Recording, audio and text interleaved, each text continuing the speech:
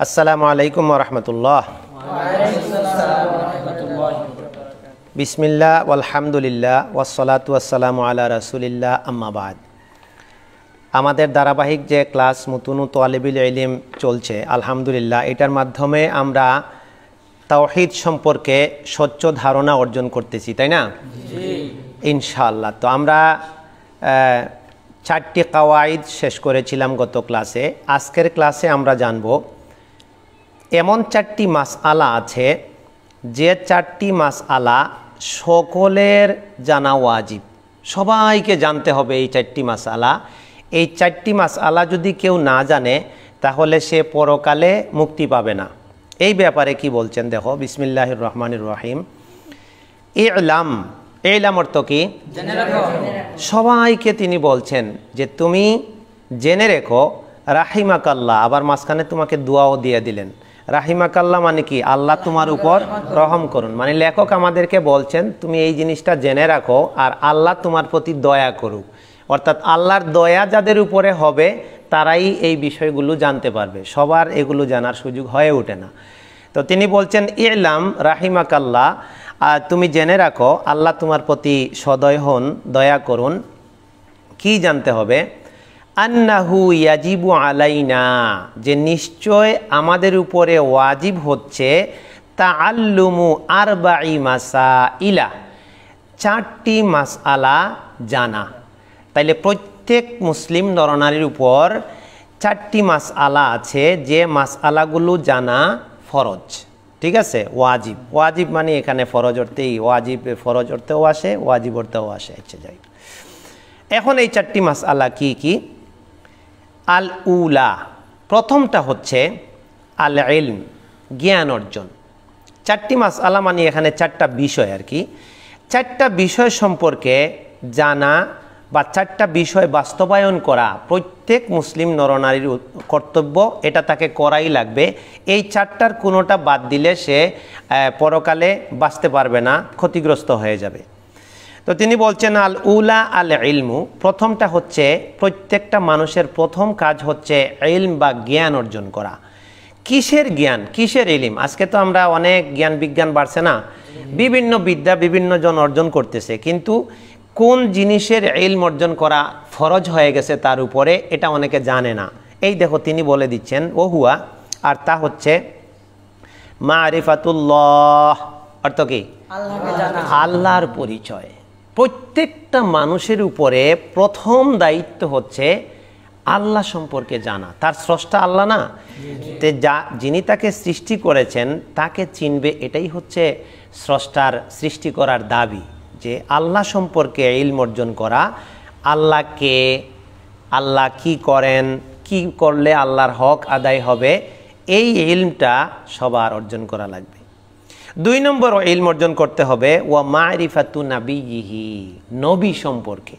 নবী সম্পর্কে স্বচ্ছ আকীদা, স্বচ্ছ ধারণা, নবী কেন আসলেন, কি দিয়ে গেলেন, এই জিনিসগুলো জানা লাগবে। কারণ নবী সাল্লাল্লাহু আলাইহি সাল্লাম হচ্ছেন মানুষের মধ্যে দিন পৌঁছানোর একটা মানে মাধ্যম। তিনি সরাসরি প্র্যাকটিক্যাল দিন কিভাবে পালন করতে হয় এটা নবী রাসূলরা দেখায়া দেন।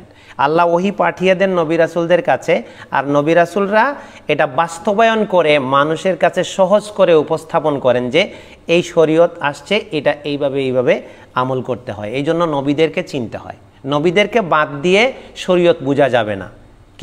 কি বুঝলা?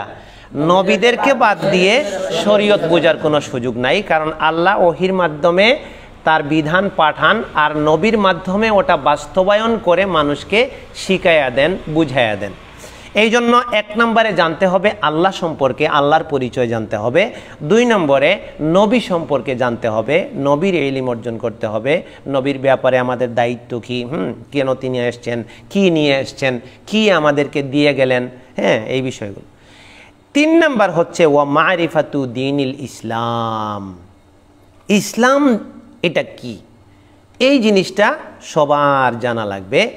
কিসের মাধ্যমে? আন্তাজি এমনি খালি জানলেই হবে না। আজকাল যে অনেক বক্তারা এমনি খালি বক্তৃতা দিয়েই যায়, কিন্তু এইটা প্রকৃত ইলম না। বা কেউ এমনিই কিছু ইসলাম সম্পর্কে বলল, এটাও ইলম না। তিনি বলছেন বিল আদিল্লাতি, ইসলামের ব্যাপারে যা কিছু জানা হবে সব কিসের মাধ্যমে? দলিলের মাধ্যমে জানতে হবে, রেফারেন্স থাকতে হবে, দলিল থাকতে হবে। তাহলে আমরা এতক্ষণে কি বুঝলাম? যে প্রত্যেক মানুষের উপরে 4টা জিনিস ওয়াজিব আছে, 4টা বিষয় তার উপরে ওয়াজিব আছে। 1 নম্বর ওয়াজিব বিষয় হচ্ছে তাকে ইলম অর্জন করতে হবে, জ্ঞান অর্জন করতে হবে। এটা কোন বিষয়ের জ্ঞান? যে সে আল্লাহর পরিচয় জানবে, 2 নম্বরে সে নবীর পরিচয় জানবে, 3 নম্বর ইসলাম সম্পর্কে সে জানবে। এটা যখন সে জানবে, জানার পরে তার উপরে যে দায়িত্ব আসবে সেটা হচ্ছে 2 নম্বর যে কাজটা তার উপরে ওয়াজিব, সেটা হচ্ছে আসানিয়াতু, দ্বিতীয় হচ্ছে আল আমালু বিহি, এর উপরে আমল করা। অর্থাৎ সে আল্লাহ সম্পর্কে জানলো, নবী সম্পর্কে জানলো, দ্বীনে ইসলাম সম্পর্কে ইলম অর্জন করলো, জানলো, তাইলে তার একটা ওয়াজিব আদায় হয়ে গেল। এবার এই ওয়াজিব আদায় হওয়ার পাশাপাশি দ্বিতীয় ওয়াজিব তার উপরে যেটা বর্তায়, দায়িত্ব যেটা বর্তায়, সেটা হচ্ছে আল আমালু বিহি, যে ইলমটা সে অর্জন করেছে এর উপরে আমল করবে। এই জন্য আমলবিহীন আলেম হইয়া কোনো লাভ হয় না। আমলবিহীন আলেম হইলে দেখা গেছে যে এমন একটা গাছ হইল, ফল ধরে না, তাহলে লাভ কি হলো? তো এই জন্য যে বিষয়গুলোর ইলম সে অর্জন করবে, প্রথম দায়িত্ব হলো প্রত্যেক মানুষের কি করা? ইলম অর্জন করা। আর দ্বিতীয় দায়িত্ব কি? যে ইলম অর্জন করবে সেই অনুযায়ী আমল করা, ইসলাম সম্পর্কে, আল্লাহ সম্পর্কে, নবী সম্পর্কে, এটা আমল করা। আর সালিসা, তৃতীয় দায়িত্ব, তৃতীয় ওয়াজিব হচ্ছে তার উপরে আদ-দাওয়াতু ইলাইহি, যে ইলম সে অর্জন করলো দ্বীন সম্পর্কে, সেটার উপরে দ্বিতীয় কাজ সে আমল করবে। এবার সে ইলম অর্জন করেছে, আমলও করে, তৃতীয় আরেকটা দায়িত্ব তার উপরে বর্তায় গেছে, সে মানুষকেও দাওয়াত দিবে। কারণ তার আশপাশে অনেক মানুষ থাকবে যারা এগুলো জানে না, তাদেরকে দাওয়াত দিবে, শিখাবে। আর রাবিআতু, 4 নম্বর মাসআলা হচ্ছে, 4 নম্বর যে বিষয়টা তাকে করা লাগবে সেটা হচ্ছে আসসাবরু আলাল আযা ফিহি, অর্থাৎ ওই যে দাওয়াত দিবে, সে দাওয়াত দিতে যাইয়া মানুষ অনেক সময় কষ্টের সম্মুখীন হবে, বিপদের সম্মুখীন হবে, তাকে কেউ গালি দিবে, তিরস্কার করবে, মারধর করবে। এই সকল বিপদ মুসিবতের ক্ষেত্রে সবর করতে হবে। তাহলে আমরা একজন মানুষের জন্য 4টা কাজ ওয়াজিব বা দায়িত্ব জানতে পারলাম। প্রত্যেক মানুষের এই 4টা কাজ ওয়াজিব, এটা তাকে করাই লাগবে। 1 নাম্বার কি? ইলম অর্জন করতে হবে। কিসের ইলম? তার আল্লাহকে চিনবে, নবীকে চিনবে, দ্বীনকে চিনবে। কারণ কি? কবরে গেলে এই 3টা প্রশ্ন হবে। কি বুঝলা? কবরে গেলে এই 3টা বিষয়ে প্রশ্ন হবে। মান রব্বুকা, অমা দীনুকা, অমান হাদার রাজুল, ওই যে নবীকে বলা হবে এই ব্যক্তি কে। তাহলে এই ইলমটা যখন সে অর্জন করবে, একটা মানুষ তার রবকে চিনতে পারবে, তার নবীকে চিনতে পারবে, ইসলাম তার দ্বীনকে চিনতে পারবে, এবং সেই অনুযায়ী সে আমল করবে, এর দিকে মানুষকে দাওয়াত দিবে, এবং বিপদ মুসিবত কষ্টে পড়লে সবর করবে। এবার সে সফল হয়ে গেল, মুক্তি পেয়ে গেল। এবার দলিল, ওই যে উনি বলছেন না দলিল, দলিল দিয়ে ইলম অর্জন করা, দলিল ভিত্তিক ইলম অর্জন করা। হ্যাঁ, অনেক বই পুস্তক আছে শুধু লেখেই গেছে, দলিল নেই। অনেক ফিকহের কিতাব আছে শুধু লেখেই গেছে। অনেক বিভিন্ন ধরনের কিতাব আছে ইসলামের উপরে লেখা, শুধু লেখেই গেছে, দলিল নেই। ওগুলো অথেন্টিক কিনা, কথা ঠিক আছে কিনা, এটা বুঝবা কি করে? এই জন্য আমরা এমন কিতাব পড়বো বা পড়াবো যেগুলা কথায় কথায় দলিল থাকবে। ঠিক আছে? এই যে উনি দলিল দিচ্ছেন, ওয়াদ-দালিলু কওলুহু তাআলা, দলিল হচ্ছে আল্লাহর কথা। এটা হচ্ছে সূরা আল আসর। কোন সূরা? সূরা আসর। এই যে 4টা কাজ প্রত্যেকটা মানুষের উপরে ওয়াজিব হয়ে আছে, এটা কোন সূরা থেকে, কোন দলিলের ভিত্তিতে উনি আনলেন? এবার তিনি বলছেন বিসমিল্লাহির রহমানির রহিম, দয়াময় করুণাময় আল্লাহর নামে শুরু করছি। আল্লাহ সুবহানাহু ওয়া তাআলা বলছেন ওয়াল আসর, সময়ের কসম, ইন্নাল ইনসানা লাফি খুসর, নিশ্চয় মানুষ ক্ষতিগ্রস্ত হয়েছে বা ক্ষতির মধ্যে পড়ে আছে। তবে ইল্লাল্লাযীনা আমানু, তবে ওরা নয় যারা, 1 নাম্বার হচ্ছে আমানু, কি করে? ঈমান আনে। 2 নাম্বার ওয়া আমিলুস সলিহাত, সৎকর্ম করে। 3 নাম্বার ওয়াতাওয়াসাউ বিল হাক্কি, সত্যের দাওয়াত দেয়। 4 নাম্বার ওয়াতাওয়াসাউ বিস সাবরি, সবরের প্রশিক্ষণ দেয়, সবরের দাওয়াত দেয়। এই সূরার ব্যাপারে দেখো একটা উক্তি আনছেন তিনি, ক্বালা শাফিঈ রাহিমাহুল্লাহু তাআলা, ইমাম শাফিঈ রাহিমাহুল্লাহু তাআলা বলছেন, লাউ মা আনজালাল্লাহু হুজ্জাতান আলা খালকিহি ইল্লা হাযিহিস সূরাহ লাকাফাতহুম। আল্লাহু আকবার, কত মারাত্মক কথা দেখো। লাউ, যদি, মা আনজালাল্লাহ, আল্লাহ নাজিল না করতেন, হুজ্জাতান, কোন দলিল, আলা খালকিহি, তার সৃষ্টির উপরে, ইল্লা হাযিহিস সূরা, কেবল এই সূরাটা ব্যতীত। অর্থাৎ কোরআন মাজিদে 114টা সূরা আছে না? তো ইমাম শাফি এই সূরার গভীরতা বর্ণনা করতে গিয়ে বলছেন যে 114টা সূরার জায়গায় যদি আল্লাহ সুবহানাহু ওয়া তাআলা শুধু সূরা আসর নাজিল করে কান্ত থাকতেন আর নাজিল কিছু নাও করতেন, লাকাফাতহুম, এই একটা সূরাই মানুষের জন্য যথেষ্ট হয়ে যেত। সুবহানাল্লাহ। অর্থাৎ মানুষের মুক্তি পাওয়ার মূল কথাগুলো এখানে চলে আসছে, আর এই কথাগুলোর ব্যাখ্যাই হচ্ছে কোরআনের অন্যান্য সূরা, আয়াত এবং হাদিস। এই যে সবরের কথা বলছে না আল্লাহ সুবহানাহু ওয়া তাআলা, কোরআনে বিভিন্ন নবীদের কাহিনী বলেছেন না, এটা হচ্ছে লিনুসাব্বিতা বিহি ফুআদাকা। আল্লাহ বলছেন যে তোমার হৃদয়টাকে শক্ত করার জন্য, অন্তরকে দৃঢ় রাখার জন্য এই কাহিনীগুলো বলি, যে তুমি যে দাওয়াত দিতেছো, তোমাকে তিরস্কার করতেছে, গালিগালাজ করতেছে, এটা তো তুমি নতুন না। এই যে আমার অমুক নবী দেখো এই অবস্থা গেছে, মুসা আলাইহিস সালামের কাহিনী দেখো, হ্যাঁ, লূত আলাইহিস সালামের কাহিনী দেখো, হুদ আলাইহিস সালামের কাহিনী দেখো। এই পুরা নবীদের ইতিহাস অনেক অংশ জুড়ে, বেশ কতগুলি পারা, অনেক সূরা তো আছে, পুরা সূরাটাই নবীর ইতিহাস। এটা কেন আল্লাহ নাজিল করেছেন? ওই ঘটনাগুলো থেকে শিক্ষা নেওয়ার জন্য। এই যে এইগুলা, এই জন্য আল্লাহ সুবহানাহু ওয়া তাআলা এই সূরাটারে সংক্ষেপে এমনভাবে নাজিল করেছেন যে ইমাম শাফিঈ রাহিমাহুল্লাহ এটা নিয়ে গবেষণা করে এই মন্তব্য করেছেন যে মানুষ যদি এই সূরাটার উপরেই আমল করে তাহলে আর অন্যান্য কোরআনের যত আয়াত আছে এইটাই তাকে যথেষ্ট করে দেবে। ওই একটাই ওগুলার ব্যাখ্যা।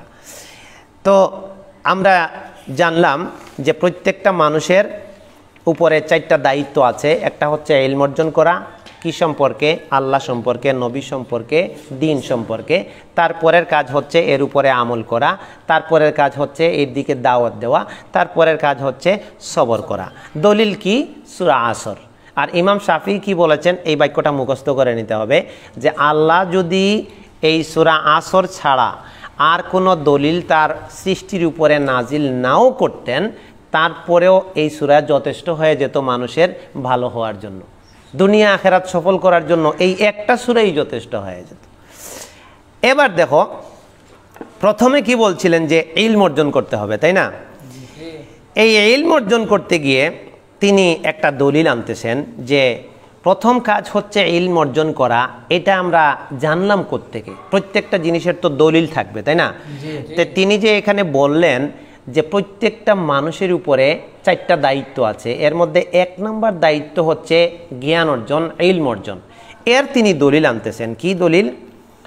ওয়াকাল আল বুখারী রাহিমাহুল্লাহু তাআলা, ইমাম বুখারী তার সহিহ বুখারী গ্রন্থে কিভাবে ইলমের গুরুত্ব বর্ণনা করতে গিয়ে আলোচনা এনেছেন এইটা তিনি তুলে ধরেছেন। কি তুলে ধরছেন?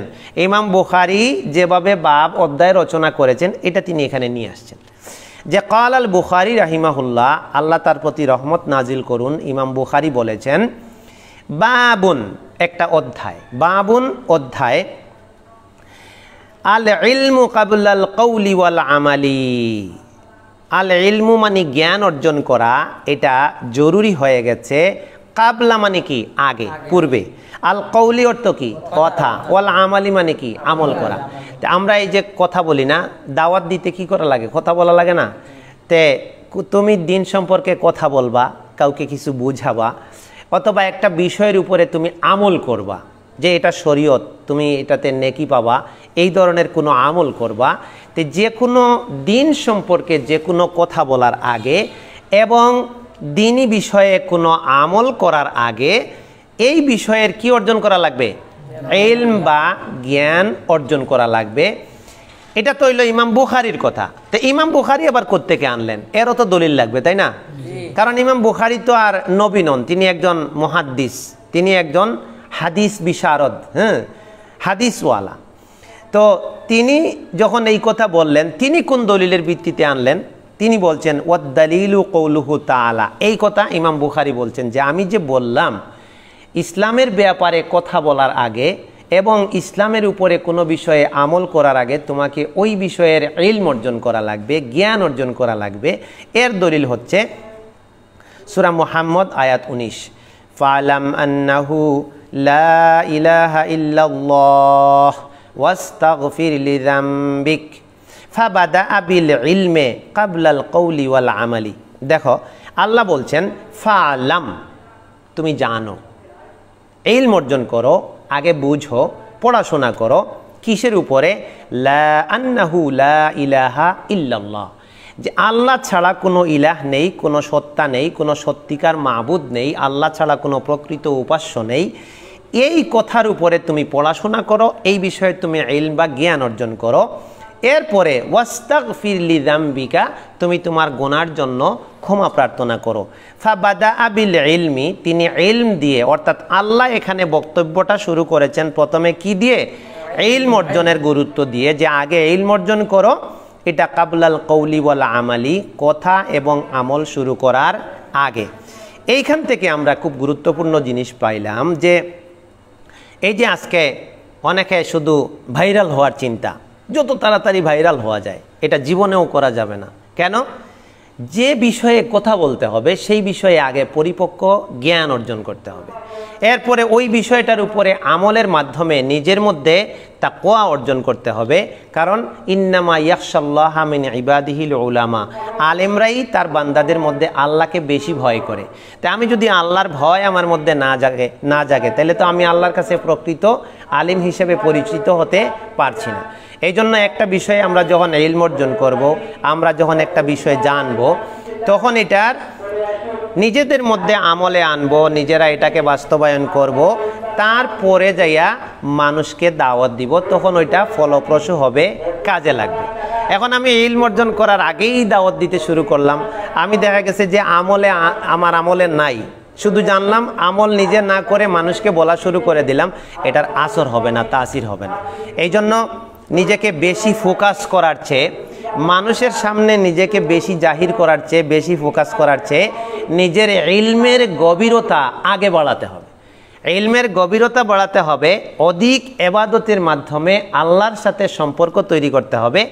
এরপরে মানুষের সাথে যখন কথা বলা হবে তখন ওই কথার মধ্যে ওজন তৈরি হবে, কথার মধ্যে ভুল কম হবে এবং কথার মূল্য মান বেড়ে যাবে, অল্প কথায় বেশি কাজ হবে।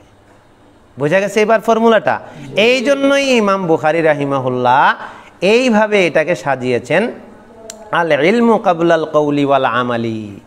তুমি বক্তব্য দেওয়া শুরু করার আগে, আমল শুরু করার আগে ইলম অর্জন করো। এই যে আমাদের সমাজে এমন অনেক মানুষ আছে, আমরা অহরহ দেখতে পাচ্ছি, তাদের আমলগুলো সহি সুন্নাহ মতো হচ্ছে না, বেদাতের মধ্যে পড়ে যাচ্ছে। তারা মনে করতেছে এটা নেকির কাজ, তারা এটাকে নেকি মনে করতেছে। কারণ কি? ওই বিষয়ে আগে ইলম অর্জন করেনি, দেখেছে অমুক এটা করে, সেও করে। আসলে আদৌ এই আমলটা সাব্যস্ত কিনা, এটা সহি দলিল দ্বারা প্রমাণিত কিনা, অথবা যে পদ্ধতিতে আমি আমলটা করতেছি এই পদ্ধতি নবী করেছেন কিনা, সাহাবাই কেরাম করেছেন কিনা, এটা তার এই ইলমটা তার নাই, এই জন্য সেই ভুল আমলটা করে। এই জন্য ওই যে আজকে পরীক্ষা দিলাম না একটা হাদিস, কি জানি, ওই যে মান আমিলা আমালান লাইসা আলাইহি আমরুনা, এটা একটু আগে পরীক্ষা দিলে না তোমরা, যে আমল কোন সময় কবুল হবে। আমল কবুলের একটা মানদণ্ড আছে, যে আমল আল্লাহর নবী করেননি, লাইসা আলাইহি আমরুনা, নবী করেননি, নবী তার সাহাবাই কেরামকে এই আমল শিখাননি, তারা যেটাকে আমল হিসেবে জানতেন না, যেটাকে দিন হিসেবে জানতেন না, সেটা কিয়ামত পর্যন্ত দিন হবে না। তো এই জন্য মৌলিক যে ইবাদত হিসেবে যা কিছু করা হয় তার উৎস ঠিক থাকতে হবে, সূত্র থাকতে হবে, এটা সাব্যস্ত হতে হবে, প্রমাণিত হতে হবে। তাহলে আমরা আজকের এই ক্লাস থেকে খুব গুরুত্বপূর্ণ যে জিনিসগুলো জানলাম, যে প্রত্যেকটা মানুষের উপরে দায়িত্ব আছে কয়টা? 4টা দায়িত্ব প্রত্যেকটা মানুষের, এটা সে করতেই হবে তাকে। 1 নাম্বার দায়িত্ব কি?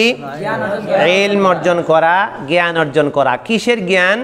আল্লাহ সম্পর্কে জ্ঞান, নবী সম্পর্কে জ্ঞান, দ্বীনে ইসলাম সম্পর্কে জ্ঞান। এই 3 জিনিসের ইলম যদি সে অর্জন না করে তাহলে এই 3 জিনিসের ব্যাপারে তার আমল ঠিক হবে না, উদাসীন থাকবে। আল্লাহ সম্পর্কে না জানলে আল্লাহ সম্পর্কে ভুল আকীদা পোষণ করবে, যেটা মানুষ করে থাকে। আল্লাহর সিফাত আল্লাহ স্পষ্ট বলে দিয়েছেন, আল্লাহর গুণাবলীগুলো কোরআন হাদিসে স্পষ্ট ঝলমলে বলা আছে। এরপরেও মানুষ আল্লাহ সম্পর্কে বিভিন্ন ভুল আকীদা, ভ্রান্ত আকীদা সমাজে প্রচার করে বেড়াচ্ছে। নবী সম্পর্কে ধারণাগুলো স্পষ্ট। আল্লাহ বলেছেন ইন্নাকা মাইয়িতুন ওয়া ইন্নাহুম মাইয়িতুন, তুমিও মারা যাবে, ওরাও মারা যাবে। তে দুনিয়ার জীবন আর পরকালের জীবন হলো আলাদা জিনিস। হ্যাঁ, অনেক মানুষ আমাদের সমাজে আছে, তারা তাদের সামনে যদি বলো যে নবী মারা গেছেন তাহলে তোমাকে মার দিবে, তারা এই আকীদা বিশ্বাস করতে রাজি না। কারণ কি? ওই বিষয়ে ইলম অর্জনের অভাব। দুনিয়ার জীবন একটা জীবন, এই জীবন থেকে আল্লাহর নবী মারা গেছেন। বারজাখের জীবনে তিনি জীবিত আছেন, এটা হলো বারজাখী জীবন, ওটা হলো আলাদা জীবন। কিন্তু এই দুনিয়ায় মারা যান নাই, এটা বললে তো ওই আয়াতের সাথে মিলবে না, তাই না? এই জন্য আল্লাহ সম্পর্কে জ্ঞান অর্জন করলে আল্লাহ সম্পর্কে সঠিক আকীদা অর্জন হবে, নবী সম্পর্কে জ্ঞান অর্জন করলে নবী সম্পর্কে সঠিক আকীদা অর্জন হবে, ইসলাম সম্পর্কে দলিল ভিত্তিক জ্ঞান অর্জন করলে কোন জিনিস এবাদত, কোন জিনিস এবাদত নয়, কোনটা তৌহিদ, কোনটা শিরক, কোনটা কুফুর, কোনটা ইসলাম, কোনটা সুন্নাহ, কোনটা বেদাত, এটা জানা যাবে। এরপরে যখন মানুষ কি করবে? দ্বিতীয় দায়িত্বে যাবে। এই দ্বিতীয় দায়িত্বটা কি? আল আমালু বিহি, এবার সে আমল করবে। আমল যখন সে করবে তাইলে সে নিজে বেঁচে গেল, ইলম অর্জন করলো, আমলও করলো, তাইলে সে নিজে মুক্তি পেয়ে গেল, তাই না? এবার তার শুধু নিজের মুক্তি নিয়ে চিন্তা করলে হবে না, তার পরিবারের লোকজন আছে না, আশপাশের লোকজন আছে না, দেশে আরও লোকজন আছে না, তো একা একা জান্নাতে গেলে তো হবে না, সবাইয়ের জন্য চিন্তা করতে হবে। এজন্য আল্লাহ এটাও দায়িত্ব দিয়েছেন, অন্য মানুষকেও জাহান্নাম থেকে বাঁচানো লাগবে। এবার তুমি দাওয়াত দাও। এবার যখন সে ইলম অর্জন করলো, আমলও করে, এবার দাওয়াতও দিচ্ছে। দাওয়াত দিতে যাইয়া বিভিন্ন সময়ে কষ্টে পড়তে হয়, তিরস্কারের সম্মুখীন হতে হয়। তখন আল্লাহ সুবহানাহু ওয়া তাআলা এখানে আরেকটা দায়িত্ব দিয়েছেন, যাতে একটু সমালোচনা শুনলেই কেউ পিছায়া না যায়। তুমি হকের দাওয়াত দিবা, তুমি শিরকের বিরুদ্ধে দাওয়াত দিলে যারা শিরিক করে তারা তোমার বিরুদ্ধে লেগে যাবে। এখন যদি তুমি বলো আহারে ওরা বিরুদ্ধে লেগে যাবে, সমালোচনা করবে, তাহলে বাদ দিলাম, তাহলে তো আর দাওয়াত হবে না। হবে? দাওয়াত হবে না। এই জন্য আল্লাহ আরেকটা দায়িত্ব দিয়েছেন যে তোমাকে সবর শিখতে হবে। মানুষ যা বলে বলো, ওয়াসবির কামা সাবারা উলুল আজমি মিনার রসুল আছে না? আল্লাহ নবীকে বলছেন যে ও আগের দৃঢ়চিত্তের নবীরা যেভাবে সবর করে দিনের দাওয়াত দিয়ে গেছেন, দিন প্রচার করে গেছেন, তুমিও ওইভাবে সবর করো। ধৈর্য হারা হয়ে গেলে দাওয়াত হবে না। যারা ধৈর্য সবর সম্পর্কে যাদের ধারণা নাই, তারা কোনোদিন দাওয়াতি কাজ করতে পারবে না, এটা মনে রাখবা। দাওয়াতের কাজ করতে হলে সবর শিখতে হবে, সবরের প্রশিক্ষণ নিতে হবে, সবরের উপরে আমল করতে হবে। কারণ যে কথা সত্য এটা বললে কিছু লোক বিপক্ষে যাবেই, তখন এদের কার্যক্রমের উপরে সবর করা লাগে। তাহলে আমরা এই জিনিসগুলো জানলাম, মানুষের এই 4টা দায়িত্ব, সবাই এটা করতে হবে। আর এর দলিল কি? কোন সূরা? সূরা আসর। আর সূরা আসর সম্পর্কে ইমাম শাফি রহমতুল্লাহ আলাইহি কি মন্তব্য করেছেন যে পুরা কোরআনে যদি আল্লাহ আর কিছু নাজিল নাও করতেন সূরা আসর ব্যতীত, তাও এই সূরা মানুষের জন্য কি হয়ে যেত? যথেষ্ট হয়ে যেত। তারপরে প্রথম যে বলা হলো ইলম অর্জন করতে হবে, এই ইলম অর্জনের ব্যাপারে দলিল কি? ইমাম বুখারী রাহিমাহুল্লাহ কিভাবে বাব লিখেছেন? বাবুল ইলমে কাবলাল কওলি ওয়াল আমালি, আমল করার আগে, কথা বলার আগে ইলম অর্জন করতে হবে। আর এর দলিল কি দিলেন? সূরা মুহাম্মদের 19 নম্বর আয়াত দিয়ে, ফাআলাম আন্নাহু লা ইলাহা ইল্লাল্লাহ ওয়াস্তাগফির লিযামবিক, তুমি আগে জানো আল্লাহ ছাড়া কোনো প্রকৃত ইলাহ নেই, মাবুদ নেই, তারপরে তুমি তোমার গুনার জন্য ক্ষমা প্রার্থনা করো। তাইলে আজকের সবক থেকে আমরা যে গুরুত্বপূর্ণ মেসেজগুলো পেলাম, আগে ভাইরাল হওয়া না, আগে নিজেকে জাহির করা না, আগে ইলমের গভীরে যেতে হবে, সব বিষয়ে সঠিকভাবে ইলম অর্জন করতে হবে, আরবি ভাষার জ্ঞানটা অর্জন করতে হবে, কোরআন হাদিসকে গভীরভাবে বুঝতে হবে। এরপরে নিজেকে আমল দিয়ে সাজাতে হবে। কি দিয়ে সাজাতে হবে? আমল দিয়ে সাজাতে হবে। আল্লাহর সাথে সম্পর্ক, কানেকশন তৈরি করতে হবে। নিজের মধ্যে তাকওয়া, পরহেজগারিতা পূর্ণমাত্রায় অর্জন করতে হবে। এরপরে যদি তুমি একটা খুতবাও দাও, এটা কাজে লাগবে। অনেক মানুষ হেদায়েত হয়ে যাবে তোমার একটা খুতবা দিয়ে। কিন্তু দেখা গেছে আমার ইলম অর্জন ভালোভাবে হয়নি, আমার আমলও অগুছালো, আমার নিজেরই নরবরে অবস্থা, তখন সারাদিন পেরেশান হয়ে দাওয়াতি কাজ করবা, কিন্তু মানুষের উপরে এগুলোর প্রভাব পড়বে না। তাইলে আজকের মানে পাঠ থেকে আমরা খুব গুরুত্বপূর্ণ জিনিস শিক্ষা অর্জন করলাম, তাই না? আল্লাহ সুবহানাহু ওয়া তাআলা আমাদেরকে বোঝার তৌফিক দান করুন, আমল করার তৌফিক দান করুন, আমিন। সুবহানাকাল্লাহুম্মা ওয়া বিহামদিক আশহাদু আল্লা ইলাহা ইল্লা আনতা আস্তাগফিরুকা ওয়া আতুবু ইলাইক।